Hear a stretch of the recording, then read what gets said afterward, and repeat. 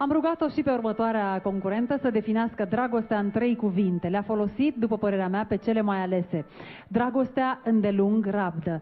Crede că iubirea trece peste orice, peste timp, spațiu, prejudecăți. Este un om timid, așa cum ne vorbește despre ea, emotiv. Am să vă rog să o încurajați în această seară. Este absolventa Universității din București, Facultatea de Litere, specializarea Comunicare și Relații Publice. De asemenea, a urmat cursurile Universității Ovidius Constanța, Colegiul Universitar de Institutori, specializarea limba engleză. Vine din Constanța și reprezintă în concurs Dobrogea Elena Granzulea. Succes!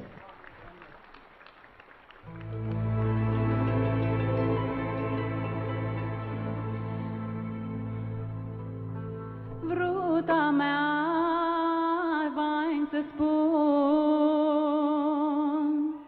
de când iar am de adus. Ai de vruta mea bună,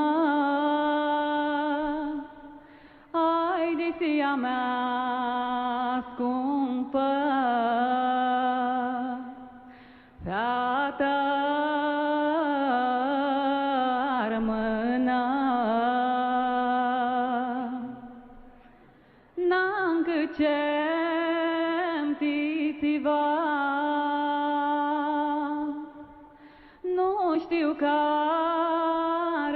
stipsea.